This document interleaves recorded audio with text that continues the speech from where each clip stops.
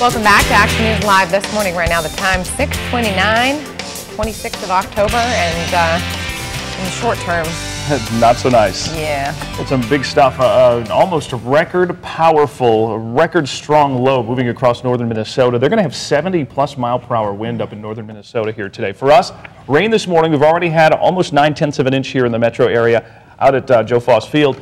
Rain will be ending here in the next couple of hours, but we will see more light snow developing later on in the day today in northern South Dakota, moving down towards Sioux Falls, potentially into tomorrow. This is a high wind warning in effect, and for a lot of folks, this remains in effect through the day tomorrow. But I want to point this area out here too, behind the banner there. That is a blizzard warning up in North Dakota. We'll definitely see some blowing snow from Aberdeen to Sisseton to Watertown. Sioux Falls again tomorrow. I wouldn't be surprised if we had a little late tonight into tomorrow, some blowing snow. Not going to accumulate much, but when you just get those little snow bursts and you throw in that's 50+ mile per hour wind, you have big trouble. 42, rain continues here now.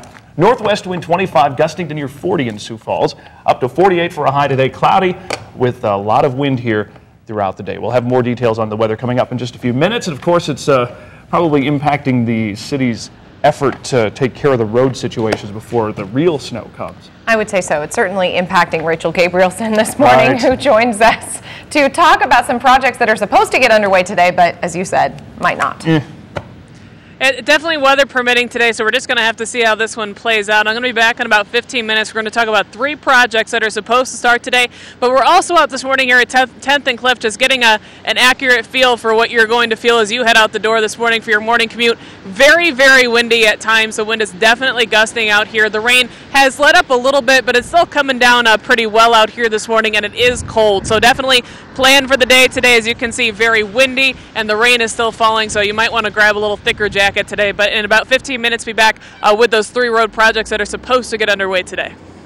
All right, Rachel. Thanks so much, Rachel Gabrielson, joining us live this morning. We'll be back with you. We'll also check our full round of local news headlines coming up in about 15-20 minutes. But right now, some world and national news, Mary. Starting with this new this morning, state TV says that Iran is fueling its first nuclear power plant in preparation for a startup in early 2011 after years of delays. The English language press TV announced this morning the injection of fuel into the core of the 1,000 megawatt reactor in southern Iran. An insurgent leader believed to have been part of the killing of 2 U.S. sailors in July has been captured in eastern Afghanistan. NATO says the man was captured with 2 of his associates in the Logar province near the Pakistani border. They say that he also planted bombs. Protests continued overnight and into the morning in a Paris suburb. They're protesting a law that will push the retirement age from 60 to 62. They managed to stop more than 50 buses connecting the main city to its eastern suburbs. President Nicolas Sarkozy stood firm throughout the week-long protest movement, insisting that the reform is necessary. The home of a missile systems expert who worked for the U.S. defense contractor Raytheon has been searched by federal agents, and those agents have removed materials from the home. They're not revealing the reason for the search, or they're not saying what was removed either. A source says a man was stopped at New York's Kennedy Airport with a laptop containing information he should not have had. Los Angeles police say the driver of a car that ran a red light, killed a pedestrian, and slammed into a school bus could be facing felony hit and run as well as manslaughter charges. 2 passengers could face conspiracy charges for fleeing the scene as well. The school bus tipped on its side from the impact, leaving the driver and 18 high school students injured. Coming up in about 8 minutes, after being sentenced to 11 months in jail for a probation violation, rapper T.I., he's caught a break. We're going to tell you all about it.